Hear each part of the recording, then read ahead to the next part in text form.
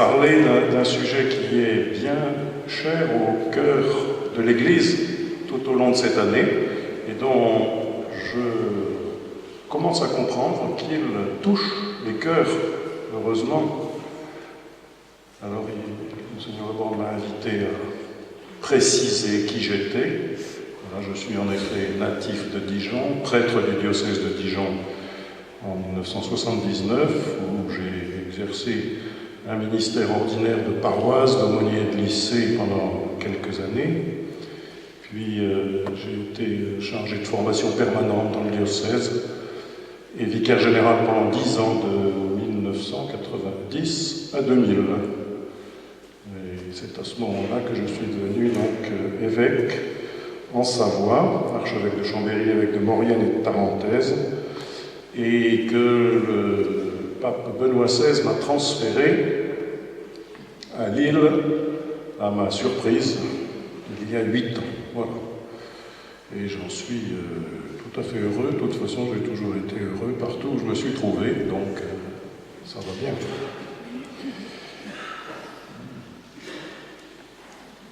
Je disais à l'instant que je découvre que le peuple de Dieu est touché par cette année de la miséricorde et le fait que vous vous rassembliez un beau dimanche après-midi ensoleillé, mais pourtant venteux et froid, dit que vous attendez en effet quelque chose, une parole au sujet de la miséricorde de Dieu. Et elle est, je le pense, assez attendue, mais encore faut-il l'expliciter. La première chose mon propos donc aura 2 parties, c'est normal, puisqu'il s'agit de miséricorde d'une part et d'église diocésaine, de vie en église diocésaine d'autre part. Je vais d'abord m'attacher à des considérations sur le mot même de la miséricorde, sur la réalité, sur ce que cela signifie pour l'église, pour le Seigneur, pour les croyants, et puis comment dans l'église, deuxièmement, cela peut se vivre. Je voudrais citer d'abord, vous avez évidemment vu ce tout petit livre du pape François, qui est, on dit, la bulle d'indiction de l'année jubilaire de la miséricorde. Voilà au moins 4 mots qu'il faudrait expliquer les uns derrière les autres. Alors la bulle d'indiction, ça veut dire la lettre d'annonce. Le jubilé, peut-être qu'il n'y a pas trop besoin de l'expliquer, mais ça manifeste la joie que l'on a de célébrer ensemble quelque chose. Et la miséricorde, on va en parler. Et puis, vous avez vu aussi ce 2e livre du pape François, Le nom de Dieu est miséricorde. Voilà, c'est juste une interview du pape par un journaliste romain bien connu, une interview à travers laquelle le pape veut essayer d'expliciter pourquoi lui est venue cette idée, comment il a jugé nécessaire de proposer cela à l'Église. Alors c'est évidemment à partir de ces 2 livres-là, d'ailleurs le 2e contient le 1er aussi. On peut après l'interview lire le texte de la lettre d'annonce, de la bulle d'indiction. C'est intéressant, c'est important. Je voudrais dans un premier temps donc suivre le pape dans sa lettre et comprendre à travers ce qu'il dit la nécessité de vivre cette année de la miséricorde. Il dit « Nous avons toujours besoin de contempler le mystère de la miséricorde. Elle est source de joie, de sérénité et de paix. Elle est la condition de notre salut. » Voilà cette annonce qui est primordiale pour le pape. On a souvent entendu dire que le mot de miséricorde ne fait pas partie de notre vocabulaire habituel, que ce mot est mal compris.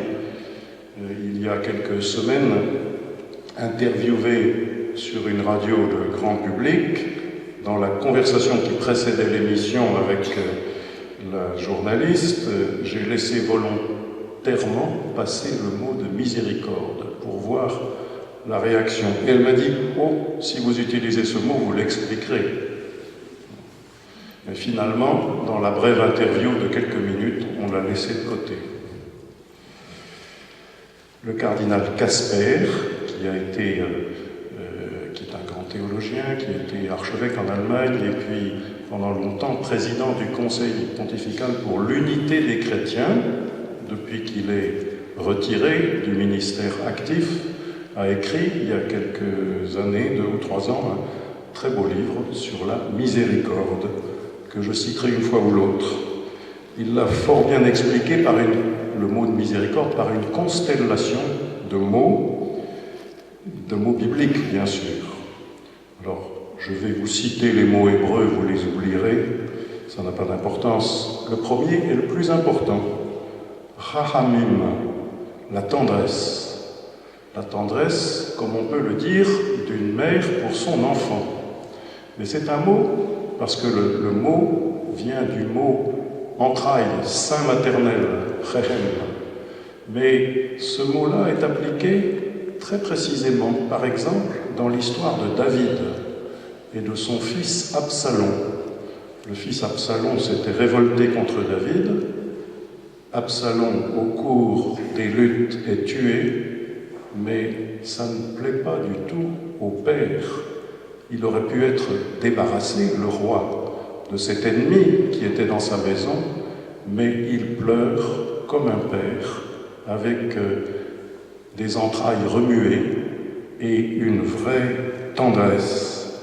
La tendresse de David pour son fils Absalom. Donc c'est un sentiment maternel, mais c'est aussi un sentiment paternel, bien sûr. C'est la tendresse du père, du fils prodigue, dont nous parlerons tout à l'heure et qui est la lecture d'évangile de ce soir. C'est la tendresse qui prend l'homme aux entrailles. C'est l'expérience de celui qui se laisse toucher par les émotions de l'autre. Leur peine nous touche, leur joie nous touche aussi, nous nous rendons proches. C'est d'une certaine façon aussi le baiser au lépreux de saint François d'Assise. Il y a un autre mot, le mot de grâce, de pitié, Hanoun. C'est de ce mot-là que vient Yohan, le prénom qui donne Jean. Et dans l'Évangile, nous avons deux Jean, Jean le Baptiste et Jean l'Évangéliste. Tous les deux, ils disent « Dieu fait grâce ». C'est le sens du mot, Yohan. Dieu fait grâce. Mais chacun à leur façon, ils manifestent la grâce de Dieu. L'amour jaloux, la parole forte, voire violente, du Baptiste, et qui est si en honneur dans votre cathédrale, la voix forte et violente.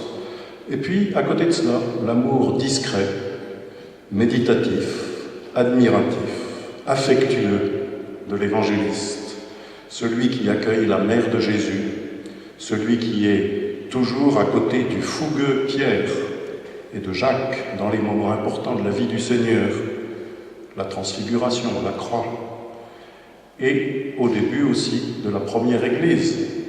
Par exemple, devant le Sanhédrin, quand ils sont jugés pour avoir fait du bien à un infirme. Deux façons de dire la grâce qui vient de Dieu. S'ajoute un troisième mot, le mot de chesed, la bienveillante fidélité. La fidélité, c'est celle de Dieu. C'est sa bienveillance permanente à notre égard, qui appelle la nôtre en retour. Il y a un mot très connu de la tradition biblique qui vient de chesed, c'est les chassidim, les justes, les fidèles. Les fidèles, c'est aussi la façon dont vous êtes désignés, dont nous, les croyants, nous sommes désignés, des fidèles. Eh bien, la miséricorde de Dieu, elle s'exerce aussi par la fidélité. Et puis on peut en ajouter un quatrième, le Rav, ou formulation identique de l'hébreu à l'arabe, le Rab, c'est-à-dire le surplus. Le Rab, tout le monde connaît ça, le Rab. Le surplus, le bonus, ce qui se rajoute, ce qu'on peut obtenir en plus. Voilà, 4 mots qui disent la miséricorde. La tendresse, c'était le premier. la grâce ou la bienveillance permanente, la fidélité, le surplus. 4 façons de parler de la miséricorde de Dieu. Ces 4 mots se trouvent dans un unique verset, se trouvent rassemblés dans le même verset du livre de l'Exode, chapitre 34, verset 6. Le Seigneur, Dieu tendre et miséricordieux, lent à la colère, plein d'amour et de vérité, qui garde sa fidélité jusqu'à la 1000e génération, avec l'indication qui va suivre et qui est très intéressante. Ce Dieu-là, tendre et miséricordieux, lent à la colère, plein d'amour et de vérité, qui garde sa fidélité jusqu'à la 1000e génération, il supporte la faute, la transgression et le péché, mais il ne laisse rien passer. C'est très intéressant d'entendre ça dans ce verset. Ça veut dire que Dieu supporte tout ce que nous faisons de mal, mais il ne l'oublie pas. Il ne veut pas que la vie de l'homme se construise sur le mal. Il veut la tirer par sa miséricorde à devenir une vie juste. Les mots que je viens de dire disent la beauté, la joie, le bonheur qui se partagent à cause du don de Dieu. Ce n'est donc pas un concept étriqué, fermé, abstrait. Il ne s'agit pas d'une autre façon, moins étroite, d'exercer la justice qui serait trop rigoureuse, comme la grâce du souverain, du chef d'État, vient adoucir ou corriger le jugement de justice. Non, l'expérience dont je parle, c'est le fait que dans la foi, dans la relation avec Dieu, tout est don, tout est donné, tout est inattendu, non mérité, gratuit. Le pape François, dans sa lettre, résume ce sentiment par ce mot: la miséricorde, c'est l'acte ultime et suprême par lequel Dieu vient à notre rencontre. La miséricorde, c'est le fait que Dieu vienne nous rejoindre. Façon de comprendre que la justice de Dieu, c'est un projet de transformation, d'accomplissement de toute l'humanité qui se réalise grâce à sa miséricorde pour tout homme. Il n'y a pas une justice rigoureuse que la miséricorde adoucirait, mais une volonté juste d'amener tous les hommes à lui grâce à sa miséricorde. Alors, il se trouve que la miséricorde, c'est une opportunité à saisir pour nous. Le pape dit « Combien je désire que les années à venir soient comme imprégnées de miséricorde. » Au passage, notez, il dit « les années à venir », pas simplement cette année-ci. Pour aller à la rencontre de chacun, en lui offrant la bonté et la tendresse de Dieu, qu'à tous, croyants ou loin de la foi, puisse parvenir le baume de la miséricorde comme signe du règne de Dieu déjà présent au milieu de nous. Je souligne ici, ou le pape souligne, il souligne ceci, c'est dire que la miséricorde est bien nécessaire dans le temps présent. François rappelle que lorsque Saint Jean-Paul II a publié en 1980 sa 2e encyclique sur Dieu riche en miséricorde, cela a été une grande surprise. On ne comprenait pas pourquoi ce thème pouvait avoir de l'importance. Les premiers chocs pétroliers venaient d'atteindre les économies du monde et allaient engendrer les successions de crises que nous avons connues depuis. La révolution islamique venait de s'installer en Iran, et bientôt ce serait la longue guerre entre l'Iran et l'Irak qui allait déstabiliser le Moyen et le Proche-Orient pour longtemps. L'URSS venait d'entrer en Afghanistan. Les révoltes derrière le rideau de fer n'allaient pas tarder à hâter la fin d'un empire. Et le pape parlait de la miséricorde de Dieu. Pourquoi le faisait-il? Parce qu'il percevait que les tentations humaines se révélaient de plus en plus dominatrices, que les sciences et les techniques faisaient rêver les puissants de très grands moyens de domination des peuples, d'asservissement par l'économie et la politique. Et c'est cela qui rend la vie des hommes si dure, si remplie de tensions insupportables, si stressante, de sorte qu'on n'est plus dans la joie, qu'on n'est plus dans la paix possible, dans la justice, dans une certaine égalité de ressources, de moyens et d'espoir entre les hommes. Alors il faut annoncer la miséricorde, il faut annoncer la douceur, la tendresse, le don gratuit de la vie pour tous, et le surplus d'amour qui se distille. C'est ce don de Dieu qui permet à des hommes et des femmes d'être remplis d'énergie pour aimer, pour pacifier, pour faire grandir, pour rassurer, pour soigner, pour adoucir. Parler de la miséricorde de Dieu, c'est annoncer aux hommes de ce temps que l'amour de Dieu ne cesse jamais de vouloir s'approcher des hommes et veut nourrir en eux de vrais projets de paix. Les œuvres de miséricorde dont nous parlerons tout à l'heure, c'est ce que Dieu nous donne de faire pour installer cette tendresse au milieu de nous. La miséricorde ne se situe pas dans un monde irréel, elle est un vrai remède dans un monde trop dur.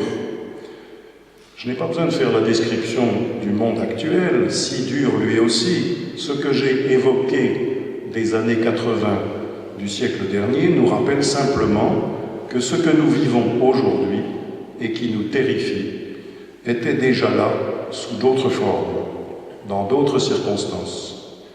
Quand j'ai entendu dire que le pape annonçait une année de la miséricorde, j'avoue avoir sauté d'une joie profonde et intérieure et je me suis dit vraiment, c'est une inspiration de Dieu qui habite notre pape. Notre époque a vraiment besoin d'entendre ce langage.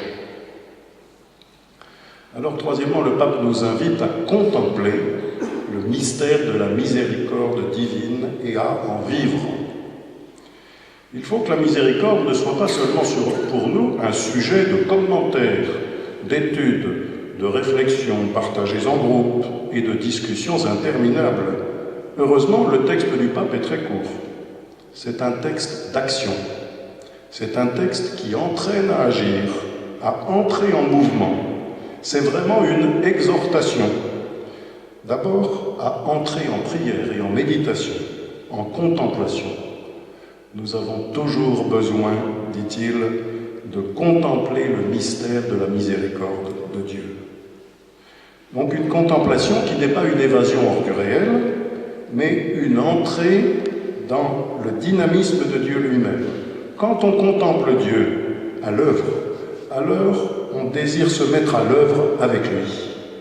Et donc ensuite, après avoir contemplé, et tout en contemplant, à entrer dans une action précise, concrète, une action avec les autres, pour le service de tous, et afin de contrer ce qui blesse, ce qui asservit, ce qui fait naître des tensions, ce qui suscite des conflits et des guerres, ce qui entretient les injustices.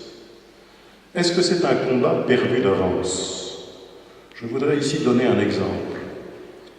Voyez comment le développement de tout ce qui sort les personnes handicapées des cercles où elles étaient naguère enfermées et comme confinées, pour leur permettre de vivre au milieu des autres et de les considérer comme des personnes.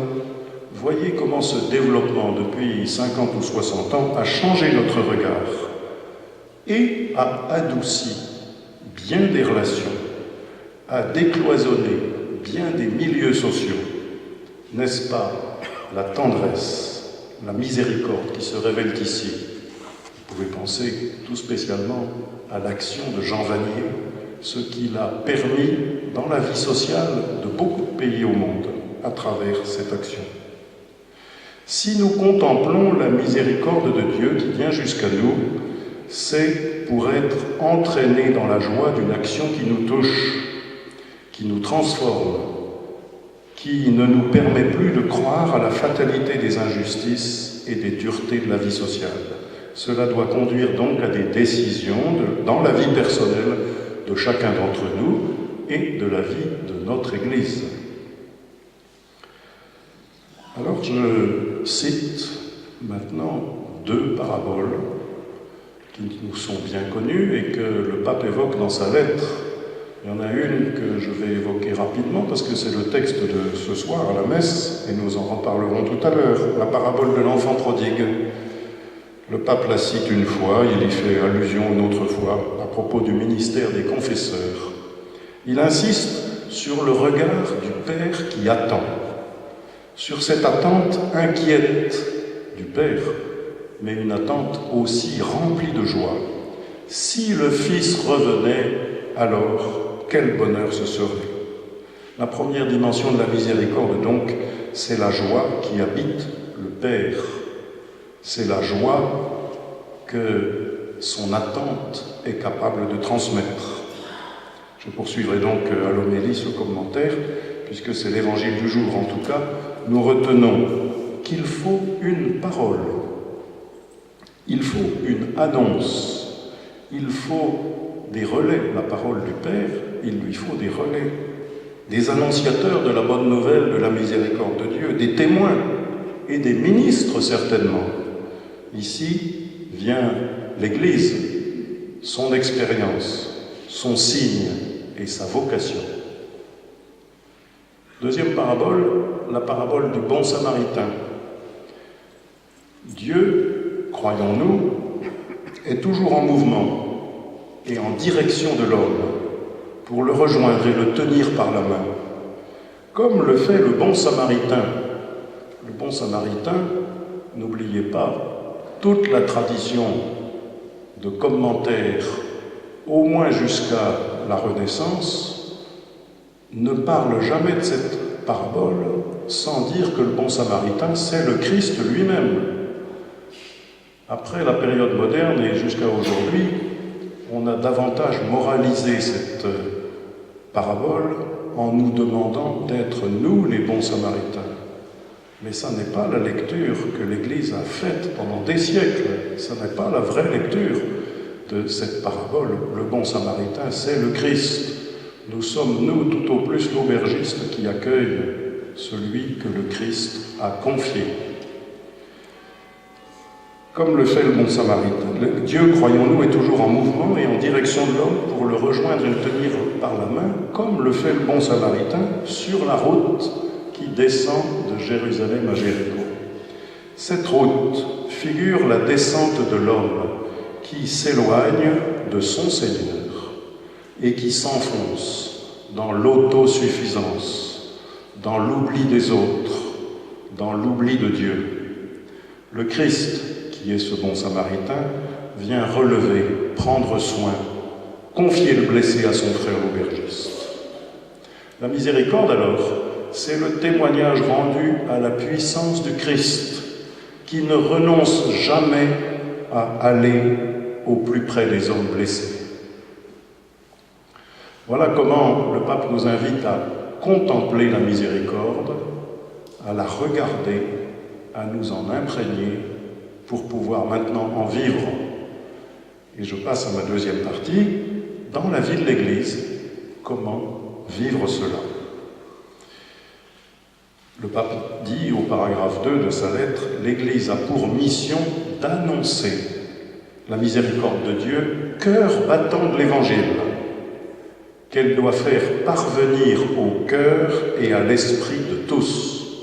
Au cœur, pour en vivre, mais déjà à l'esprit, pour le comprendre. Nous voici donc parvenus au seuil de la vie de l'Église. Je vais faire une longue citation du paragraphe 10 de la lettre, parce que c'est tout à fait capital. Mais ne vous inquiétez pas, je vais reprendre les points essentiels de cette longue citation ensuite.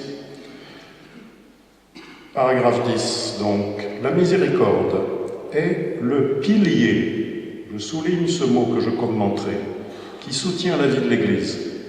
Dans son action pastorale, tout devrait être enveloppé de la tendresse par laquelle on s'adresse aux croyants. Dans son annonce et le témoignage qu'elle donne face au monde, rien ne peut être privé de miséricorde. La crédibilité de l'Église, je souligne ce deuxième mot que je commenterai, passe par le chemin de l'amour miséricordieux et de la compassion. L'Église vit un inépuisable désir d'offrir la miséricorde. Peut-être avons-nous parfois oublié de montrer et de vivre le chemin de la miséricorde. D'une part, la tentation d'exiger toujours et seulement la justice, je souligne ce mot aussi, a fait oublier qu'elle n'est qu'un premier pas nécessaire et indispensable. Mais l'Église doit aller au-delà de la justice pour atteindre un but plus haut et plus significatif. D'autre part, il est triste de voir combien l'expérience du pardon, c'est le quatrième mot que je soulignerai, est toujours plus rare dans notre culture. Même le mot semble parfois disparaître. Sans le témoignage du pardon, il n'y a qu'une vie inféconde et stérile, comme si l'on vivait dans un désert.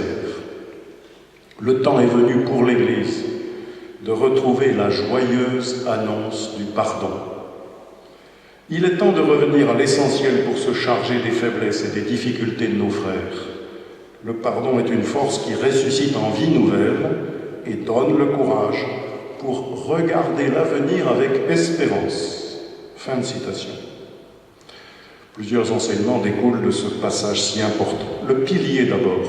Je vous avais annoncé que je commenterais ce mot.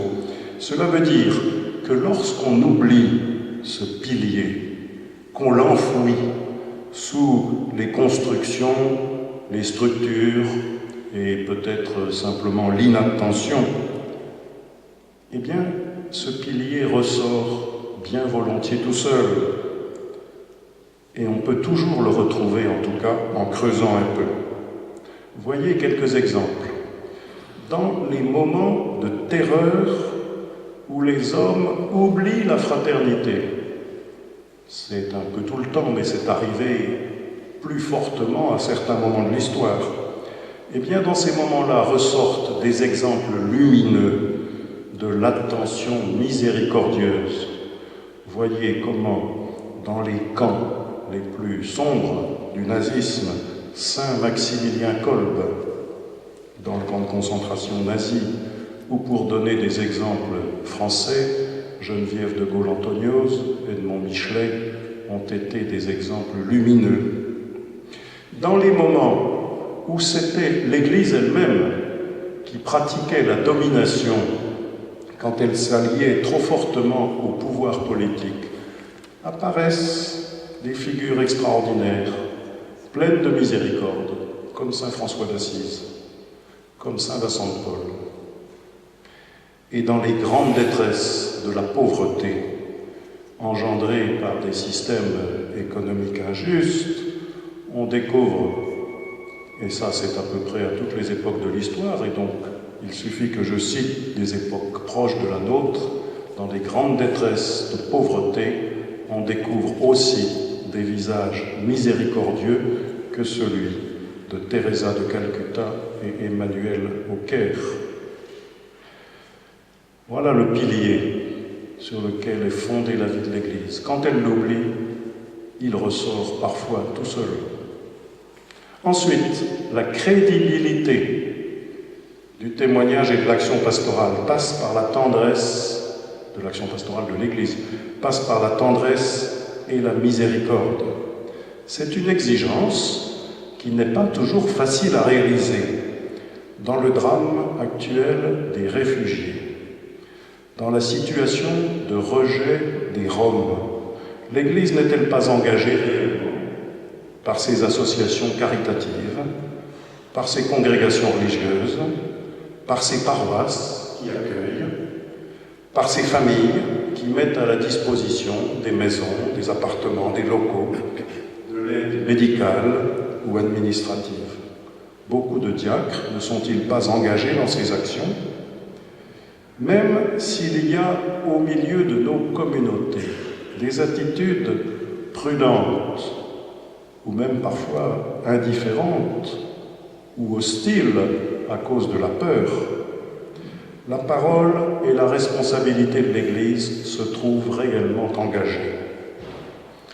Voyez comment le pape lui-même s'engage fortement sur ces sujets. Il ne s'agit pas d'attendre que les questions difficiles, et elles le sont, soient réglées au niveau politique ou international. Il s'agit de donner le témoignage que toutes ces personnes et ces groupes en déshérence, ces familles souvent, ne peuvent pas être laissées à l'abandon. Elles sont là, et c'est la raison d'agir en leur faveur. L'accueil des réfugiés et des personnes en difficulté et en itinérance, c'est un exercice de la miséricorde.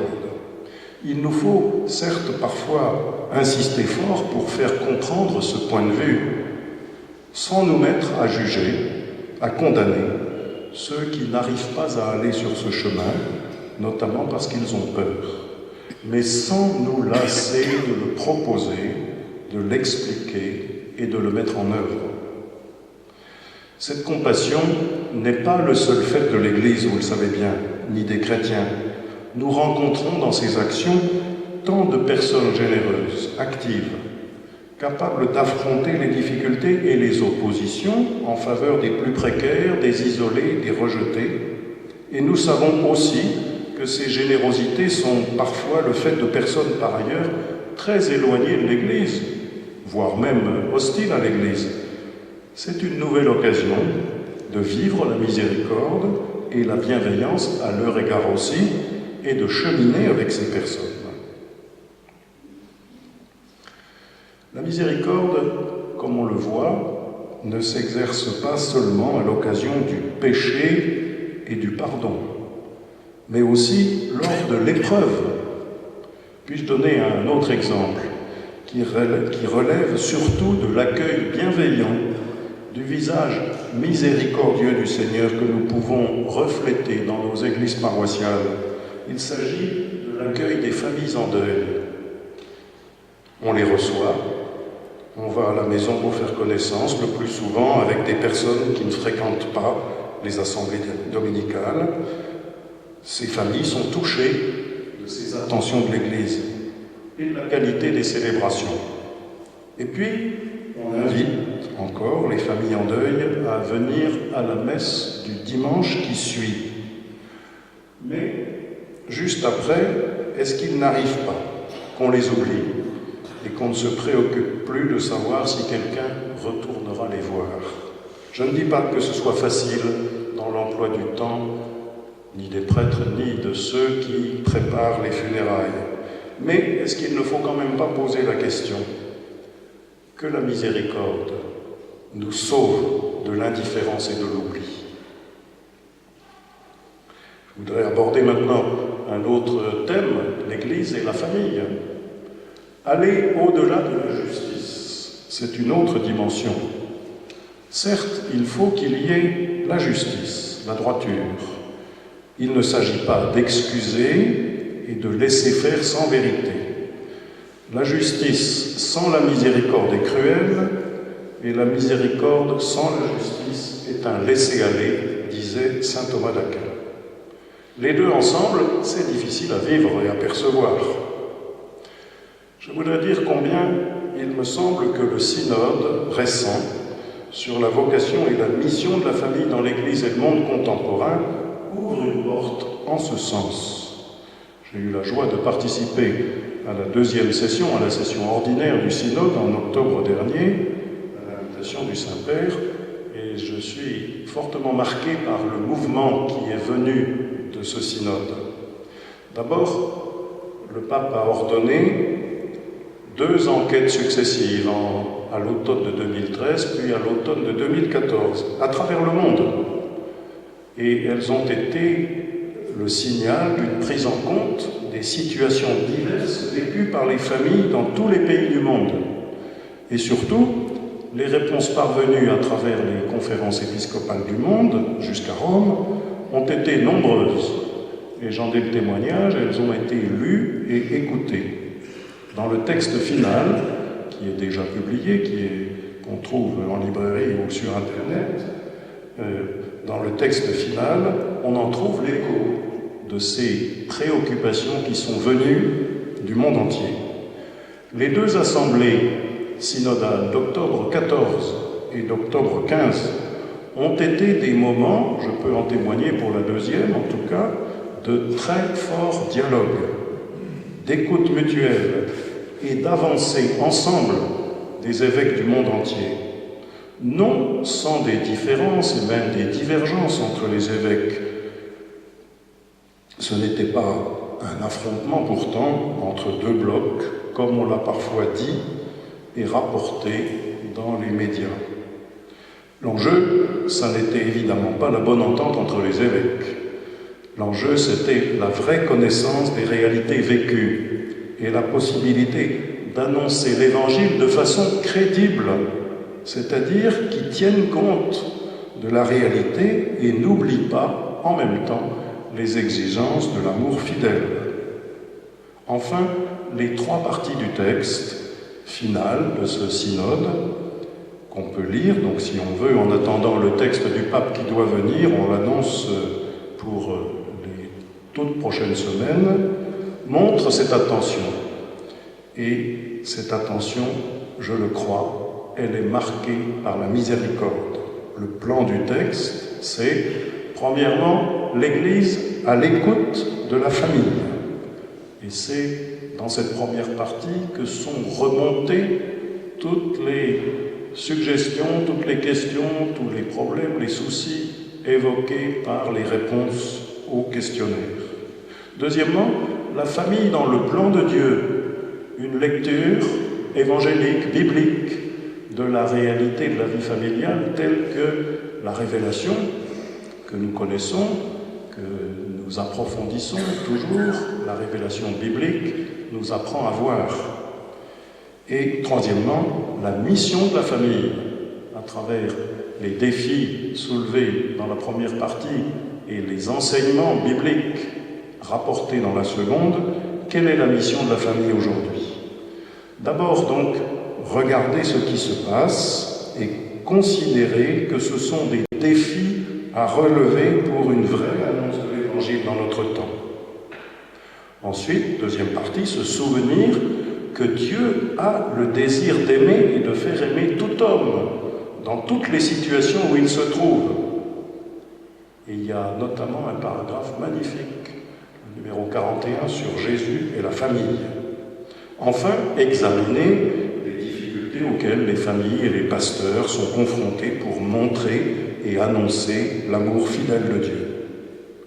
D'une part, l'Église ne renonce pas à annoncer la fidélité indéracinable, indissoluble de Dieu, et elle continue de faire du mariage religieux unique, le signe privilégié de cet amour qui ne se reprend pas.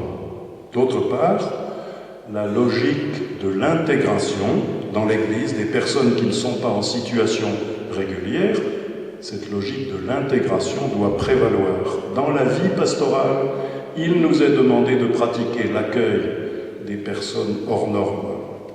La logique d'intégration ne veut pas dire que toutes les situations se valent, mais que l'on ne peut pas se tenir en dehors, ou que l'on ne peut pas tenir, au dehors, des personnes qui veulent avancer avec le Christ, qui se savent aimer de lui, qui acceptent de faire un chemin à partir de là où elles sont.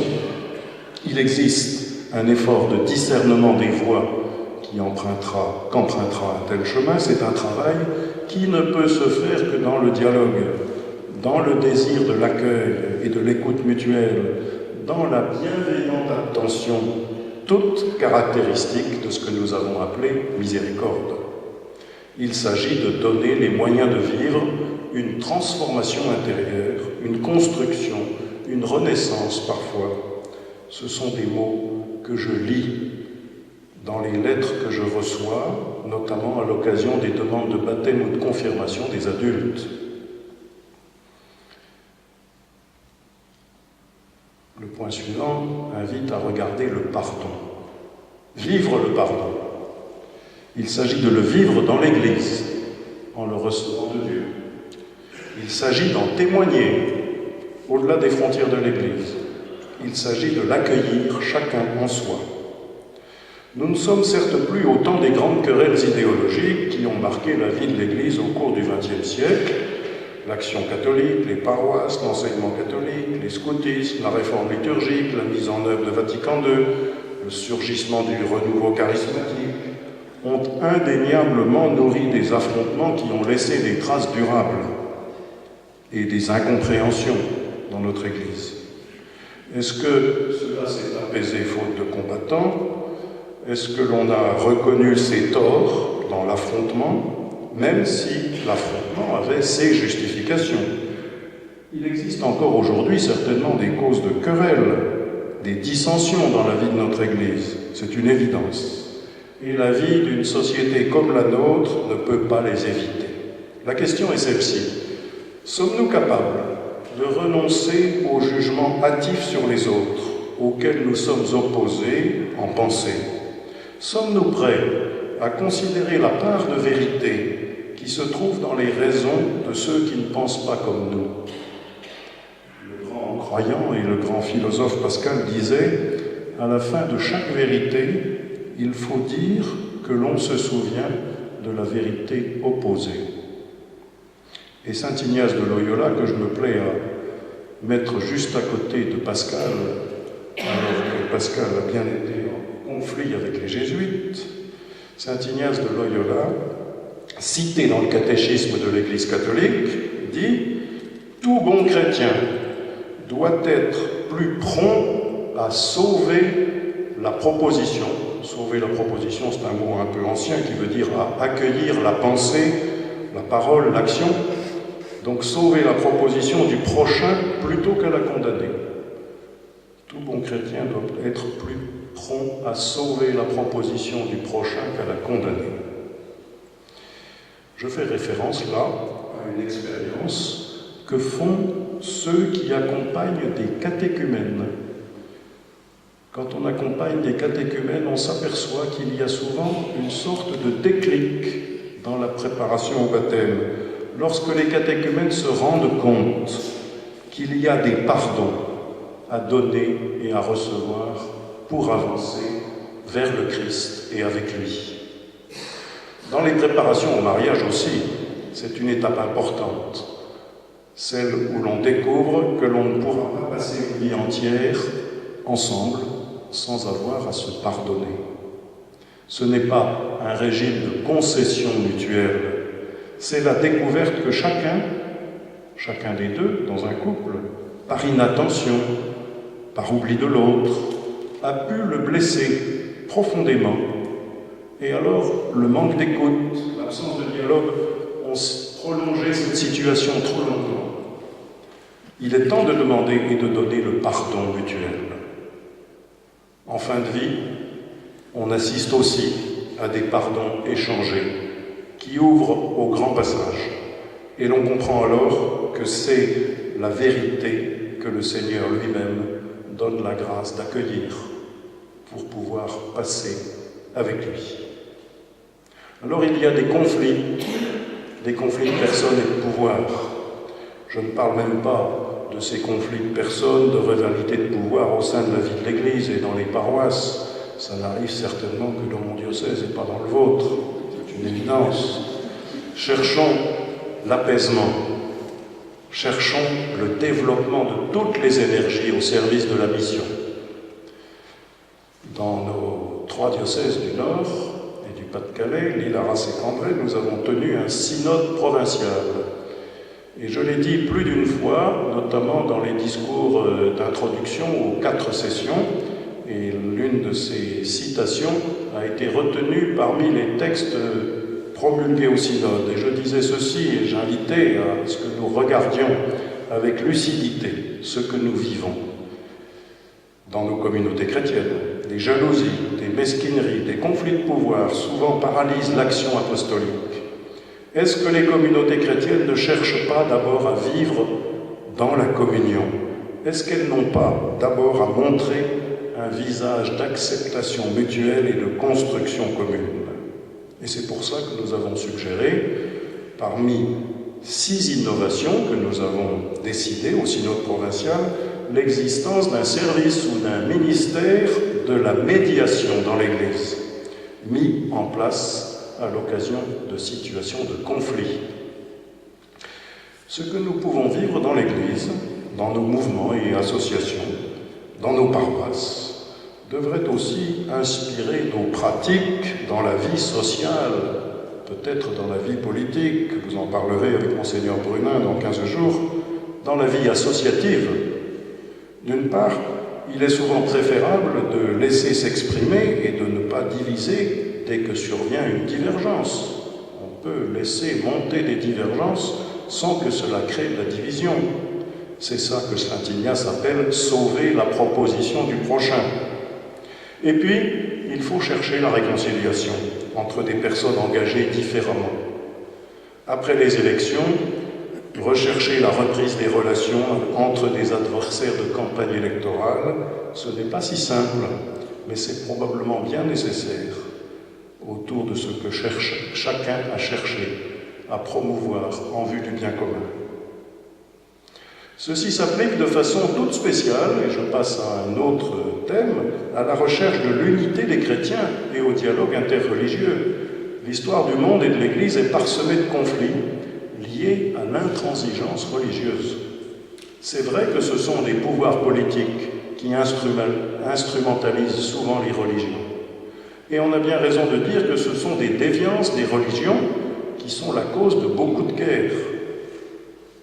Pourtant, les religions offrent en général des discours de paix. Oui, mais il est vrai de reconnaître que les hommes de religion, dont les chrétiens ne sont pas exempts, ont été et sont encore fauteurs de troubles. Aussi, le dialogue interreligieux, dont le Concile Vatican II s'est fait le chantre, devient-il une nécessité pour corriger ces effets des violences nées des religions. Et pour que ce dialogue puisse s'amorcer, il faut bien se tenir dans cette attitude de l'écoute bienveillante, de la parole vraie, calme, mesurée, reconnaissant à chacun la vérité de son adhésion religieuse. Il n'est pas question de la doctrine, mais la vérité de son chemin personnel. Cela aussi, nous voulons le vivre dans les relations entre les églises chrétiennes. Cela avance peu à peu. On se familiarise davantage les uns avec les autres entre églises chrétiennes, entre chrétiens de confessions différentes. Mais tout n'est pas aplani encore. Voyez par exemple les interprétations diverses, parfois opposées, de la rencontre récente du pape avec le patriarche de Moscou à La Havane il y a quelques jours. Enfin, le pardon sacramentel et la pastorale.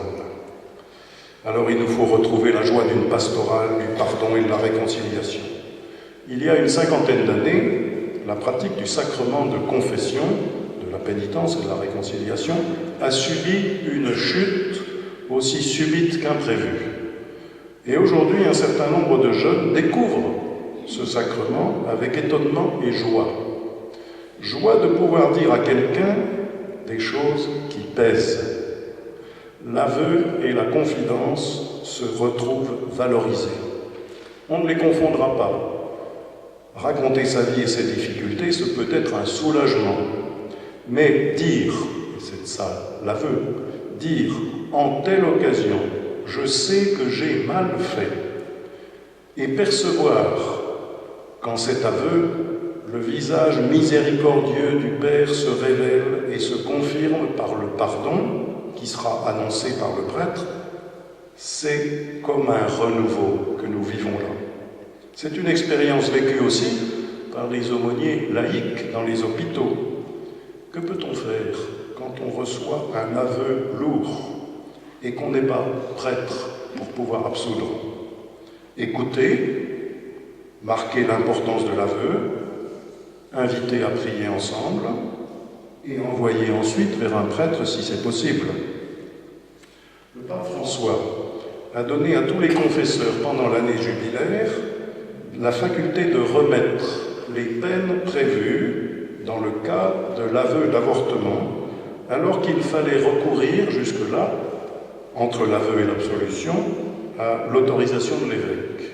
En réalité, beaucoup d'évêques, dont je suis depuis 15 ans, et en vertu de leur pouvoir dans leur diocèse, avaient déjà donné cette possibilité. En effet, la douleur d'avoir commis ce crime retentit si longtemps dans la vie d'une personne que le fait de l'avouer est un soulagement que l'on ne peut pas restreindre par le retard à donner l'absolution. Cela aussi est une transformation du visage de la miséricorde donnée par l'Église. On a vu se développer des journées du pardon, avec plusieurs possibilités de le vivre, y compris hors du sacrement, par un dialogue avec un accompagnateur spirituel qui ne soit pas forcément un prêtre. Les liturgies de la parole, les échanges personnels avec un prêtre qui ne soit pas d'abord ou qui ne soit pas forcément votre curé ou le prêtre que vous connaissez le mieux. Cela aussi est important de pouvoir s'adresser à un autre. Je termine par la citation simplement des œuvres de miséricorde. C'est comme une sorte de résumé de ce que je viens de dire. Les œuvres de miséricorde, que faisons-nous dans ces domaines? Redécouvrons, dit le pape, les œuvres de miséricorde corporelle. Donner à manger aux affamés, donner à boire à ceux qui ont soif, vêtir ceux qui sont nus, accueillir les étrangers, assister les malades, visiter les prisonniers, ensevelir les morts. J'ai parlé de tout cela tout au long de cet entretien. Et n'oublions pas les œuvres de miséricorde spirituelle.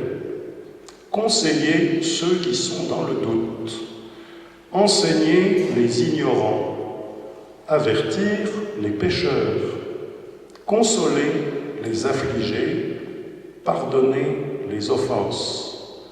En voilà 5. Le pape les regroupe souvent sous le mot de l'apostolat de l'oreille, la capacité d'être un bon auditeur des autres pour les apaiser, pour les conseiller, pour les aider. Et puis, il y en a 2 qu'on ne peut pas oublier. La première, parce qu'elle fait toujours sourire, supporter patiemment les personnes ennuyeuses. C'est une œuvre importante. Et enfin, prier Dieu pour les vivants et les morts. C'est pour ça que l'Église maintient la tradition des intentions de prière à la messe. Toutes ces œuvres sont naturellement nécessaires dans le monde d'aujourd'hui, et nous les pratiquons peu ou prou, un peu chacun d'entre nous. Le carême avance, il ne s'agit pas de trouver parmi elles un effort de carême qui serait passager. Je vous rappelle que le pape a dit tout à l'heure, je voudrais que la miséricorde imprègne toutes les années qui viennent, pas simplement une. Donc il ne s'agit pas simplement de trouver un effort de carême aujourd'hui, mais une manière d'être qui pourrait redevenir permanente en nous et au milieu de l'Église. En tout cela, on aura bien compris que ce qui importe, ce n'est pas seulement d'apporter du soulagement dans les relations humaines, sous-entendu. Ce n'est pas seulement de pratiquer le pardon des offenses entre nous. Ce n'est pas uniquement, ce qui est déjà beaucoup, recevoir un pardon personnel pour ses propres péchés, mais c'est donner le témoignage que c'est le Christ lui-même qui se révèle au cœur de nos conflits, au cœur de nos faiblesses, au cœur des blessures que nous infligeons et que nous nous infligeons nous-mêmes et à nos frères. C'est la charité du Christ qui se révèle à travers toute cette œuvre de miséricorde. À travers ce que je fais pour les autres, Dieu me transforme, Dieu me change le cœur et il lui donne de devenir un signe pour les autres. Il me donne de devenir le membre d'une Église qui vit pour les autres. Le thème des prochaines JMJ à Cologne a évidemment été donné par le pape. Heureux les miséricordieux, car ils obtiendront miséricorde. Car ils obtiendront miséricorde, cela veut dire très exactement le visage du Dieu de miséricorde leur sera révélé. Qu'il en soit ainsi pour chacun de nous et pour ceux qui ont l'occasion de rencontrer l'Église sur leur chemin. Je vous remercie.